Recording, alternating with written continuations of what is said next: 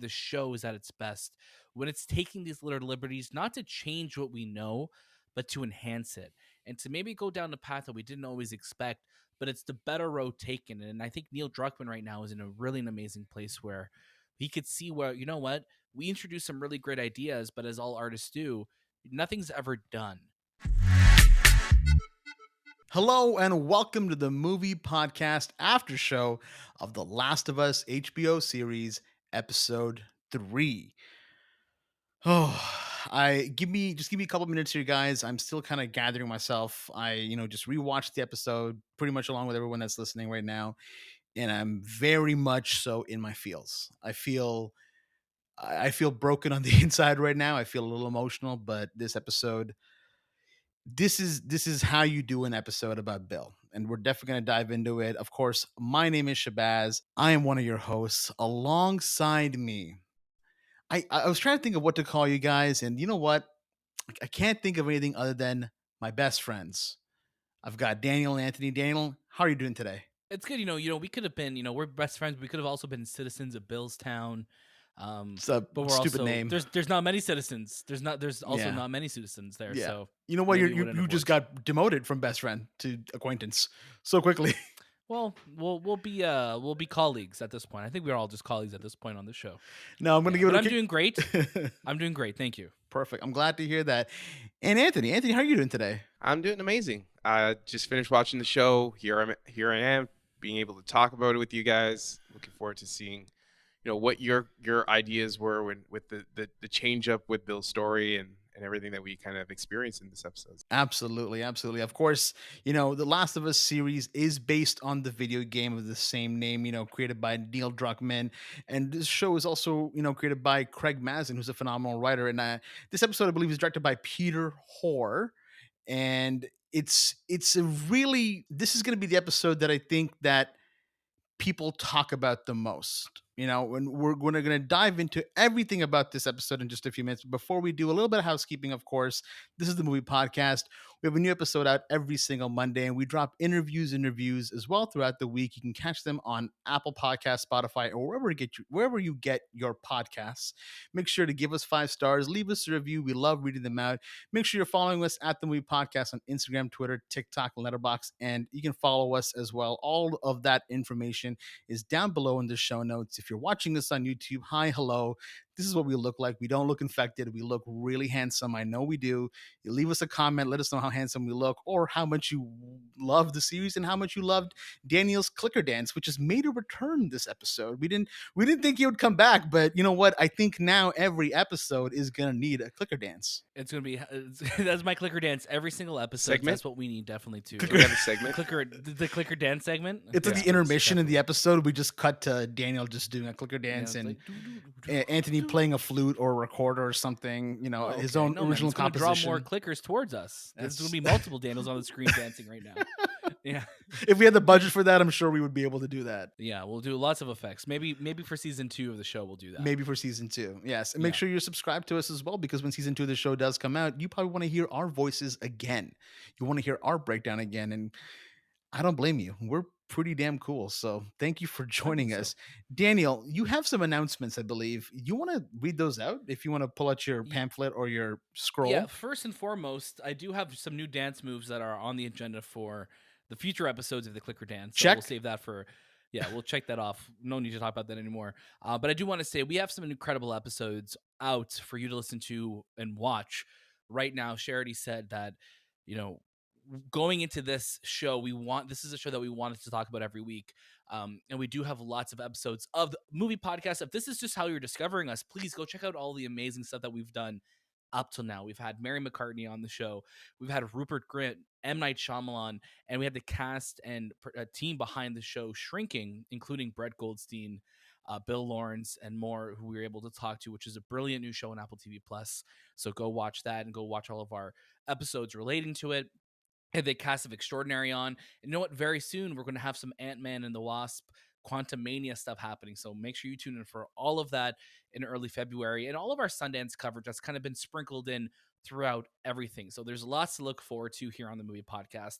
We're so happy that you're here with us. So please Go check out all the incredible stuff that we have going on here on YouTube, on Instagram, on Twitter, TikTok, and Letterboxd, wherever you're following us. There is so much going on, and we want you to look at all of it. Please, that'd be great. Thank you. That's all I got for you. That's perfect. Thank you so much for that. Um, I'm really excited to talk about this episode. I'm gonna get to your guys' first reactions, kind of overall about this episode. But some of the things that I want to kind of touch on is obviously we're only going to be talking about the spoilers of this episode. Nothing in the future. Obviously, we're us three are gifted with the knowledge of the game, and if you are gifted with the knowledge of the game as well, please don't spoil anything in the comments. Let people kind of just enjoy the ride that they're on. And to be honest, if you haven't seen the rest of the series, you're going to be in for a surprise because this episode is a testament to how this show is trying to carve its own path. And what I loved about this episode so much, and I know what we all loved about it so much, is how it was able to take a segment of the game and keep the essence of that still alive. And we're definitely going to dive deeper into it. But, without kind of going into the nitty gritty of it, Anthony, I'd love to know what you thought of this episode overall. Well, it starts off with the aftermath of losing Tess, and now Joel and Ellie have to become partners and deal with each other and get on with this mission. And the idea is, okay, let's find Bill and Frank, and maybe I can give her to them and they'll do something with her. There's the opening sequence where Ellie confronts Joel and says, it's not Tess didn't die because of me. You decided to do so. You had this battery pack that you needed to pick up. You made a choice. Do not blame me for Tess's death. And I think he acknowledges that. There's a little head nod, and there's a little bit of respect that goes with it as well, because he realizes that he lost a love. Like, Tess was a love to him, and it's a tragedy, but he has to he realizes it's not Ellie's fault. It wasn't her choice. She didn't make anyone go and become her guards to get her across. They had a mission that they had to do to to get these batteries, and they chose it. So there's these little things like that kind of just builds the rapport between the two. And as they go through the city, they kind of end up at, not the city, I guess the town, and they end up at one of Joel's old, we'll say, stash houses. And that's where kind of like Ellie, we find that Ellie is in love with video games, and she loves these fighting games. And we were introduced to Mortal Kombat 2, which is a little bit different than what the game is. I think in the game they use like some angel knives or something, angel knives or claw knives or something like that. But then we have this sequence while Joel is searching for his stash. Ellie's kind of searching the building, and she comes across a infected that's been trapped there. And this is the first time you really see it. And maybe this is the second time, because the first time might have been right at the end of episode 1. You see Ellie in a different light, and you see her likeness to kill things. And this is a little breadcrumb that's going to lead to a lot of things in the future. But there is this unempathetic view of what she's looking at, and she looks at it like almost like she was looking at I don't know if you science experiment. I don't know if you've ever experienced that, like dissecting frogs and stuff like that. That's what it looked like. It looked like, okay, I'm going to study you. I'm going to kind of understand what you are. And then she kills it without remorse. And she even, in the beginning, I think it was episode 2, she asked Joel, like, do you ever feel sorry or sad that you're killing something that was once a human? And it is this look in Ellie's eyes that she had like no empathy for what she was killing. And it's going to say it says a lot about her character, and it's going to say a lot about in the future where her character goes. But it's an interesting scene. We are then sent to we're then like put on this like journey as they walk through, I guess, not the wilderness, but like they are in the wilderness, these towns, and they see a plane that's crashed, and she's like, oh my god, it's so amazing to see, like, you guys used to fly on these things. And it's a little bit like awful to think like she's so happy that there's this plane, but it's also like it's it's exploded, and I'm guessing everyone on the plane probably perished. That's also our first image we got of the show. When they said like this, that was the first thing we ever saw was that shot of them looking at that plane on the ground. It's interesting. Here's this person who hasn't experienced anything in this life other than the QZ, and now she's experiencing all these things, and she sees this plane that's completely dust. She's like, "That's Mhm. so amazing that you used to be able to fly in the sky." And Joel's looking at her like, "Yeah, well, you had to pay like $12 for a sandwich, and we all know that. If you even get a sandwich these days in the planes, by the time That's they get true. to your spot It's in a the chair." that's a Um, that's a specific moment that Anthony had to live through when we were d- flying together. yeah, No never infected again. though on the plane. No infected on the plane I though. No rather infected, I but wish I also was no infected. sandwiches either. I wish I was You infected. wish you were infected on the I plane. wish I was infected Why? It was just a because it I was would a have really ate like I would at shitty cold least cut get sandwich. I get a sandwich. I was so hungry that day. That's another story. But yeah, so we see that, and then there's this part where, because I guess Joel has taken this route many times, he passes this ditch that we see that there are quite a bit of dead people, A skeletons, lot of bodies. remains, bodies, clothing, and he explains, and this is where the series kind of like really dives into how tragic it is that the people that were even taken from these towns to be put in the QZ, maybe they couldn't all be put in there, so they killed them. They just slaughtered them because they didn't want them to be infected. So to spare these people being infected and maybe spreading the infection, they just killed these humans. And that's Mhm. where it cuts to like the story of Bill, and the sadness of this that sequence or that cut is that you see a blanket and you see a mother's dress, and then it cuts to the mother holding the baby inside the blanket. And I'm like, oh, this series is just another like level of awfulness in the sense that this is not a happy story. Nothing in this story in this world that we're experiencing ends in happiness. Because like that's just awful to like know, okay, this was the blanket of a child and this was the mother's dress, and like they didn't make it from this point on, and it's just sad. It's just very, very, very tragic. But yeah, that's like the opening couple of minutes of the show, and it leads to Bill's story. Yeah, in the game, with this chapter of the game is called Bill's Town, and we start to kind of understand like, okay, Ellie and Joel, they're gonna meet this old friend of Joel and Tess's named Bill, who's a bit of an oddball in the sense that maybe he's not the best with people. He kind of keeps to himself, and I feel like it's funny because obviously the game came out in 2013, and we are currently still in this pandemic, and there's a lot of parallels that we can kind of draw.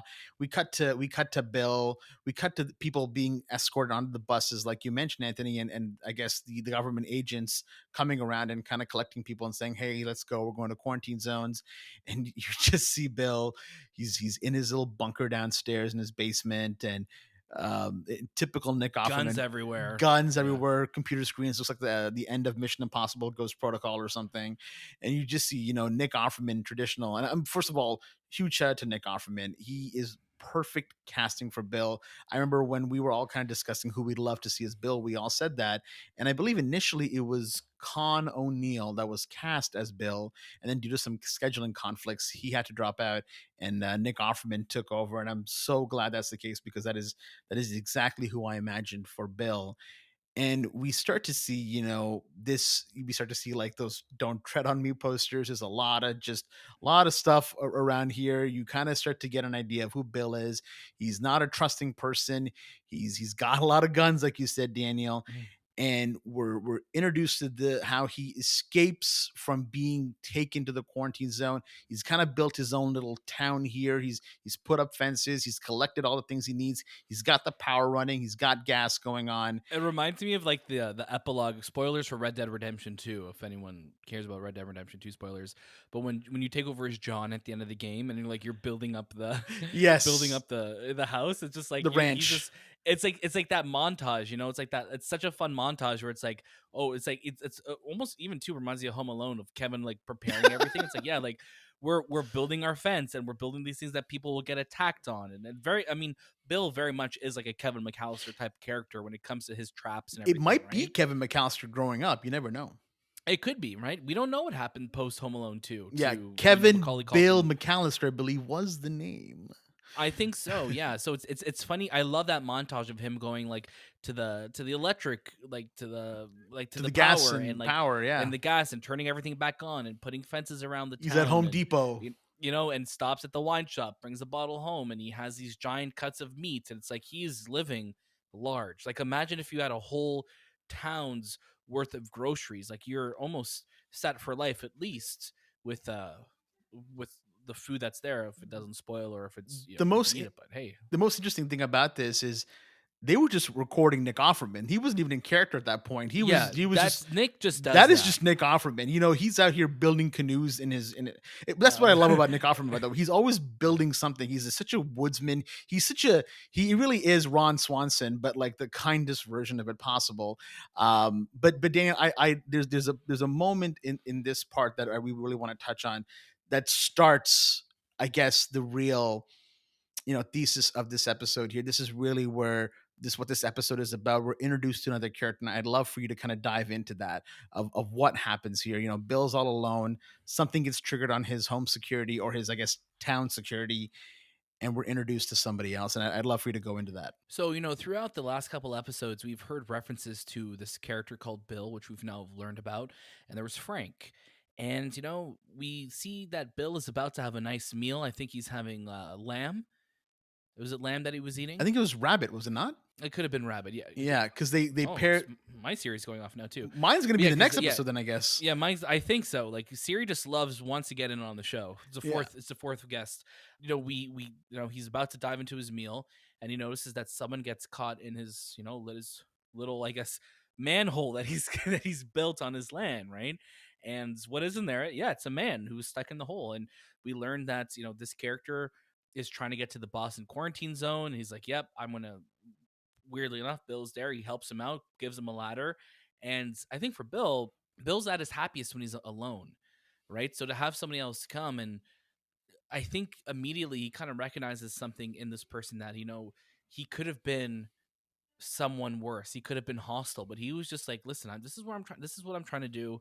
And then, he learns who this guy is, brings him up. Sorry, Go ahead. I love the opening moment of when Bill asks him, like, do you have a weapon on you? And there's a pause, and Yeah. he says no. And he's like, well, what took you so long? And he's like, well, I Yeah. was thinking of a lie, and I couldn't think of one. And you already, at that Yeah. point, within those like 10 seconds, you know who Frank is. You know what kind of person he is.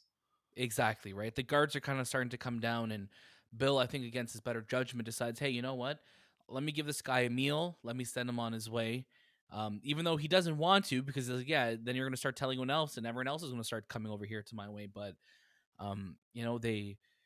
he decides, let me invite this guy into my house. They share a meal together. They share drinks together. Um, and then they find this kinship with one another, I think, which is really beautiful. But also, we have this out of all of this, we don't know who this other character is yet. Us, audience watching, we're like, oh, this must be Frank.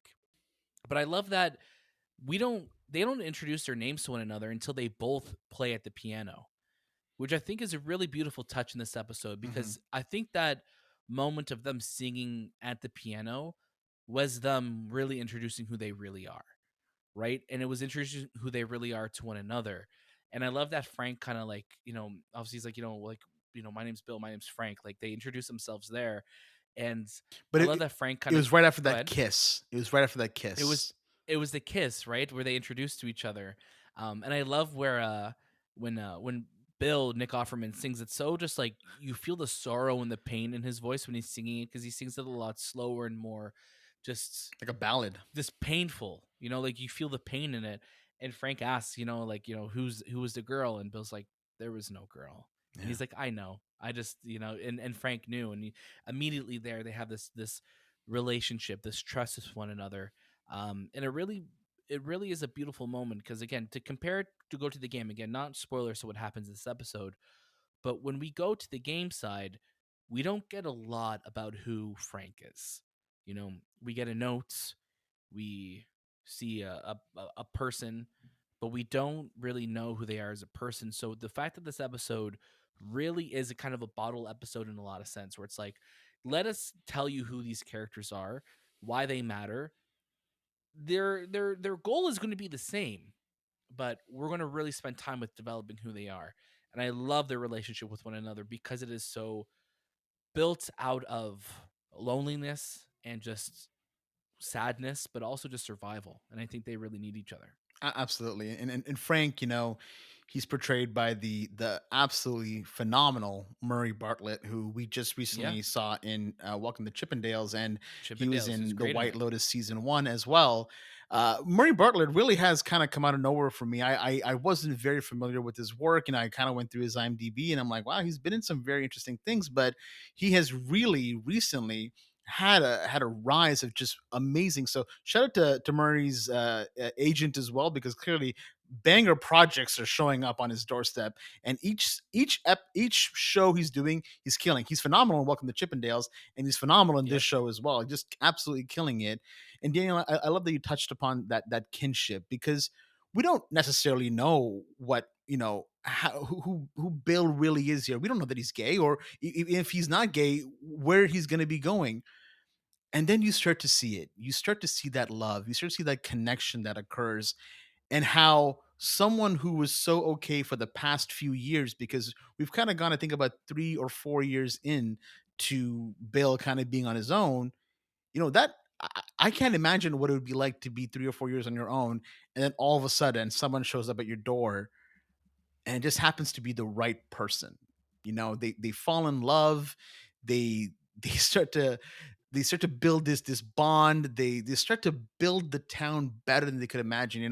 Frank is a great polar opposite to Bill, where he's a lot more caring, a lot more open, a lot more friendly. He's out there on the radio talking to people.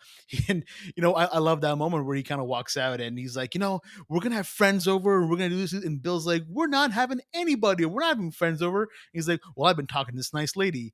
And then in pure Nick Offerman fashion, he's You like, "You're what? what?"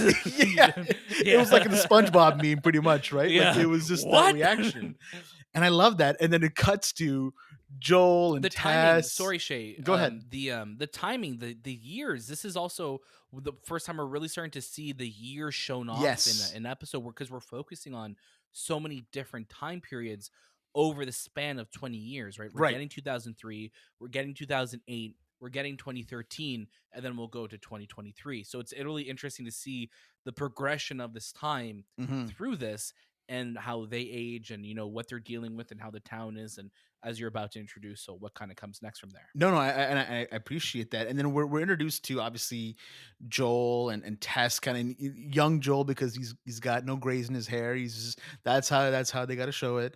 And they're hanging out, they're having dinner, and you immediately feel the animosity between Joel and Bill right there. There's that level of like, I don't trust you, but for some reason my partner here seems to trust you guys, so I'm just gonna kind of go along. But he's got the gun on the table.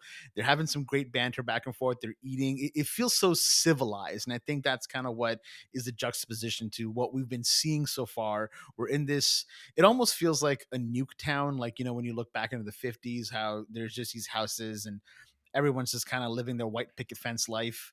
Um, Exactly, yeah. and you're starting to figure out more and more of what Joel and Tess can bring. Joel's like, hey, that the wiring that you have set up on these fences, it's old. Let me get you some really strong cabling, and maybe we can Yeah. share some medicine back and forth. And Bill's not really all about that. He's more like, no, I'm good to be the way I am. But Anthony, I Yeah. love I to don't kind of, trust you. I don't trust you exactly. But Bill, not Bill. Anthony. Anthony, I guess you're kind of like our Bill. You're very like, don't, I live alone for the past 20 years by myself. I'm okay.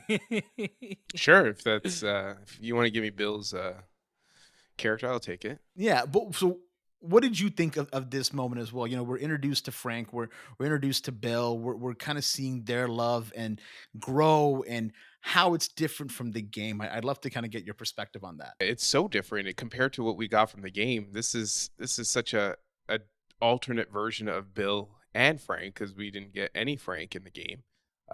But this is such a touching story, especially how it ends. And I think again, it speaks on the themes of this show, which is tragedy and love and loss. And that's what there's this love that blooms out of these two characters spontaneously.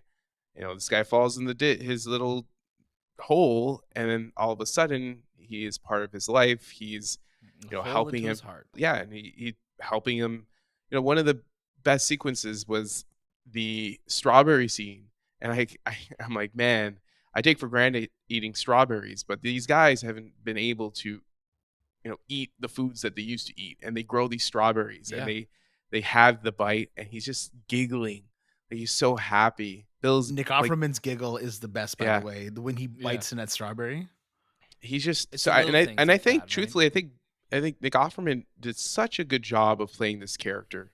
um I think he's probably going to win an award because it's just I can see I them so think both so. being nominated. different, Absolutely. so different than what we've seen him do in the past.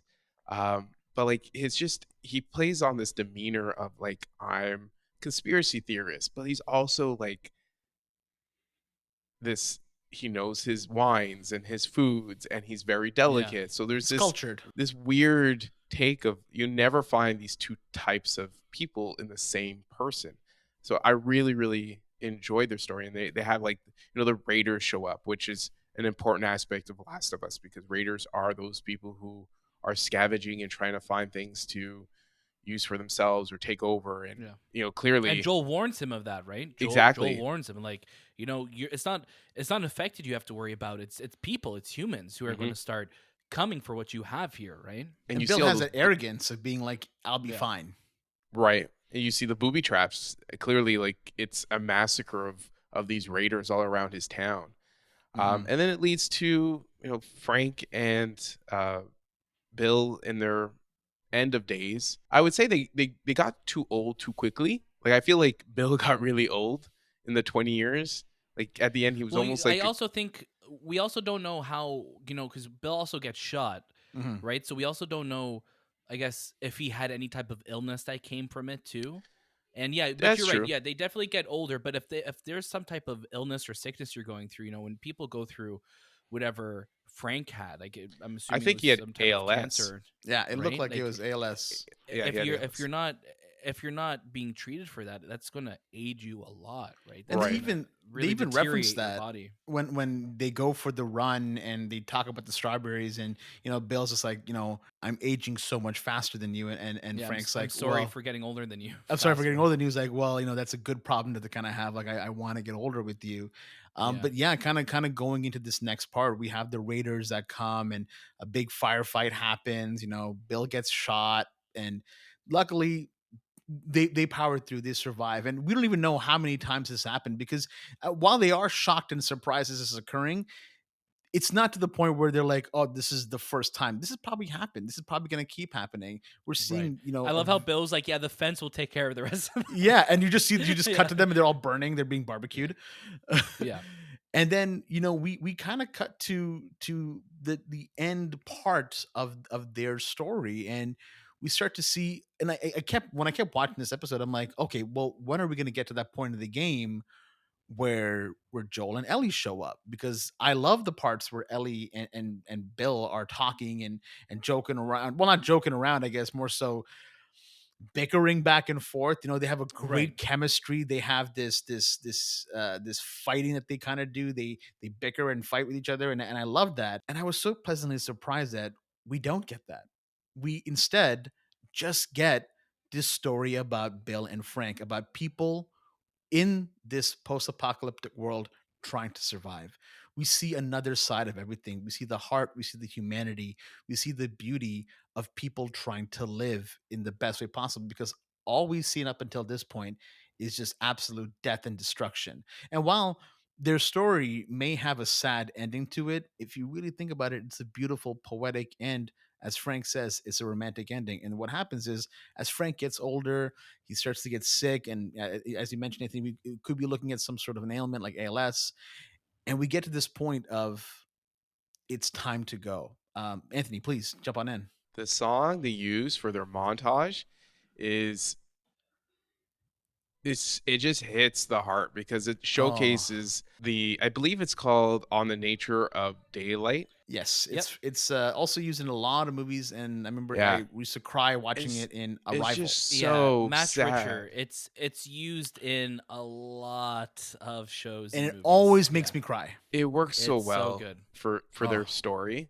And it's just like you just look at it and you're just like, oh my gosh, fucking like kill me, man. Just Yeah. infect me right now.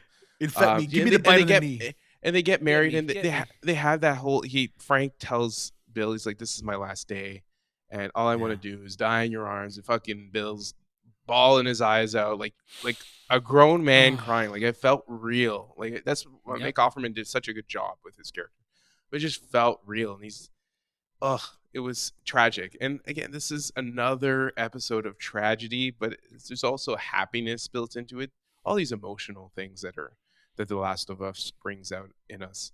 Yeah. Um, Going out on your own terms, you know? yes, and that's the beauty. I think Bill says it best. Like I've lived a long life. You are my purpose, and I'm gonna go out with you, and that's the way I want to kind of live my life to the end with you. And I think that's romantic and it's beautiful and it's sad. And you know, there was that scene where Joel, Ellie's reading the letter and Joel knows that they're in that room and the door's locked and they're just dead together. And it's so tragic. I'm Beautiful getting episode. like I'm getting like Yeah. overwhelmed thinking of it now because there's that It's such moment a where it's this. it's such a better story than what we got from the game.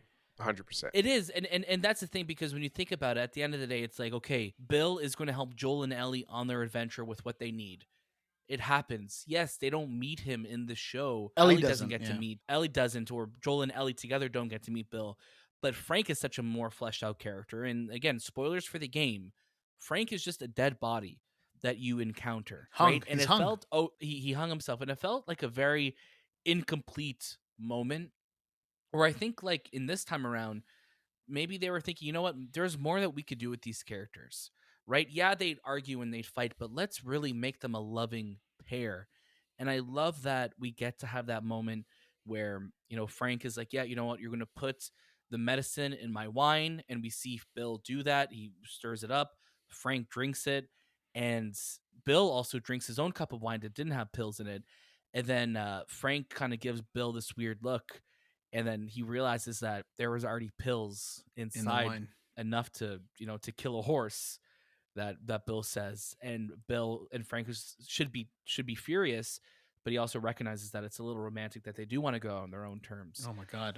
and it's I'm such a getting the beautiful feels right now. right it's such a beautiful moment and the fact that they go upstairs lock the door and that's the last we see of them even at the end of the episode as Ellie reads the letter and then she's kind of talking about how like what we weren't really friends but you're the kind of the closest that I would have come to having a friend and I love that the letter also is addressed to whoever finds this but probably Joel Yeah. like it's just like you see that Bill had that humor even after his like death is on his doorstep he still had that kind of this is who I'm always going to be type mentality and I love that we never cut to them in the room it just like No. there's that harrowing shot of the perspective from their bedroom as it kind of pulls out of it and we see Joel and Ellie kind of continuing on their adventure and The windows yeah open. it's because they didn't want the house to smell and it's really is a beautiful moment and again like Anthony was saying like we were saying last week on this breakdown that there's so much loss. There's so much loss in the show, but there's also so much love.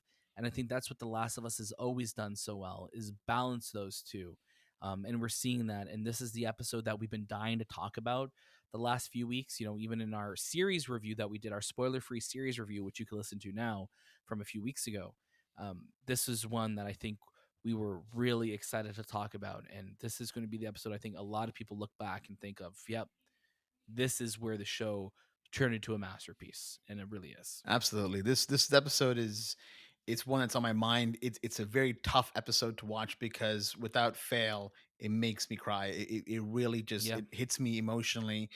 And again, we spend maybe about 50 minutes with these characters, and then under an hour with just these two characters, or just about an hour with these two characters, you feel it all. I mean, the episode is about an hour and I think 13 minutes, but some of that is still dedicated to Joel and Ellie.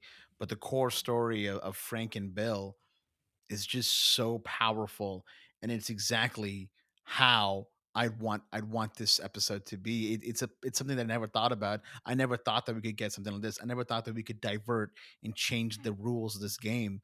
But here we are. We're dealing with the same end goal that we got in the game, but done in a much more beautiful way. And Those I divergent and crossing over pathways that we always talk about, thought you right? were doing your new clicker dance. I wasn't sure what that No, was. the new clicker dance. We're saving it for next week. Next week Oh. we'll have a new Segment clicker time. dance. Segment time. Do it.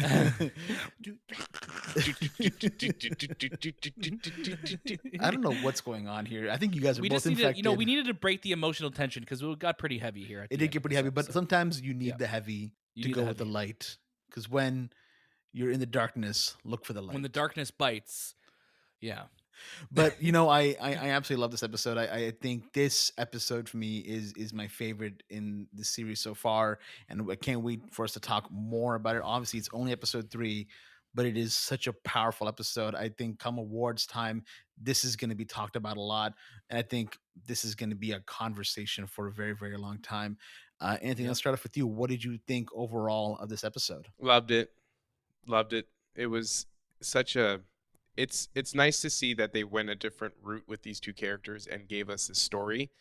And the story that we got is absolutely beautiful, and it really connected with me. And I think, both performances, Frank and Bill, they just this bond that they create, and you, like you said, Daniel, within 50 minutes you're in love with these characters, and then the sadness that, at the end result, um, which is tragic, but it's also beautiful. And I really, really, I think this is my favorite episode so far of the last three.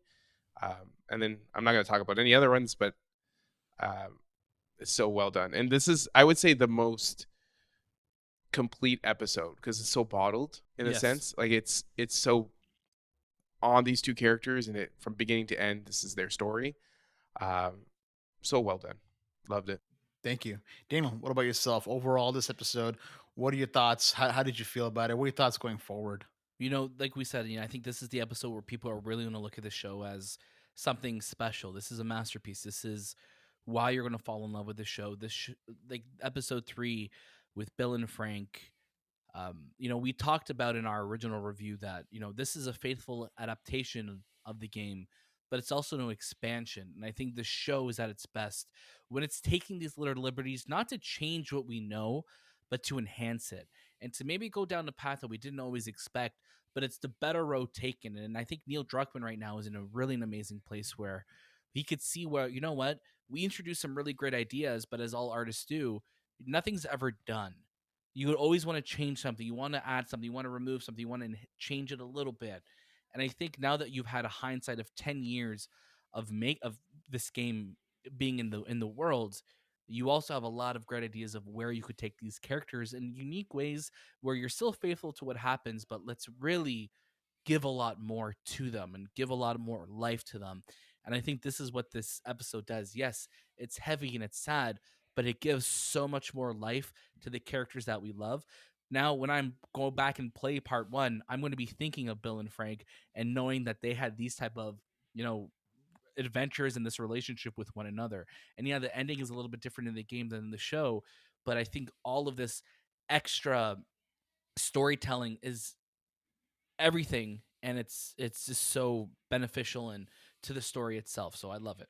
It enhances, when I go back and replay the game, it's going to enhance this moment. It's kind of how whenever Definitely. you watch a movie, you have that novelization companion to it, which dives deeper into what the lore was or what these characters did.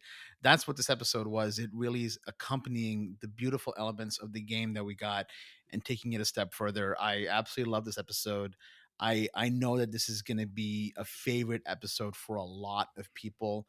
It's going to do a lot of great things, and I'm so excited for what comes forward. Bill's house was a treasure trove of booby traps and guns and weapons. And so there's a really quick moment that I wanted to touch on that made me laugh so much when the strawberry sequence happens, and Frank's like, I just traded one of your guns for these seeds to Joel Yeah. and Tess. And Bill's like, wait, what gun? What are you talking Yeah. about? And it's just a great moment. I love their Yeah. pairing. Nick Offerman and Mario Bartlett were so good together. They had amazing chemistry, and they made me cry so damn much. So I do hate them for Yeah. that. I don't like to cry. Hate their guts. Yep, Hate their hate them guts. so much. And obviously, Neil Druckmann and Craig Mazin, the entire team, director Peter Hoar, a phenomenal job. this episode is a short film on its own. It's a bottled episode, like you guys said, and it's so beautifully well done. I can't wait to see where they go forward now as they gain some more weapons, as they gain some more gear. How are they now going to be prepared to take this fight forward? Joel now knows that the responsibility is going to be lying on him to kind of continue this mission forward. How can we get Ellie to safety? Do we have to be introduced to his brother Tommy again? Where are we going to be going? There's a lot of questions. Obviously, we're excited. We're looking forward to it. And when episode 4 drops, make sure you check back here because we're going to have our thoughts, our breakdown on it, of course. And we can't wait to dive deeper into it. Again, huge shout out to our friends over at Crave and HBO for providing us these episodes early so that we can get them to you on time. Once you're done the episode, you can come right here, listen to our thoughts, listen to our breakdown. Make sure you're following the Movie Podcast on Instagram, Twitter, TikTok, and Letterboxd so that way you can stay up to date on all that is happening. We are loving this show. This show is fantastic. Please give it a listen. Give us a review as well. Leave us a comment. Let us know what you thought of the episode. How did it affect you? I'm sure there are a lot of people that will really relate to the love in this story, and I can't wait to see that. Of course, that was this time with the Movie Podcast, and we'll see you next.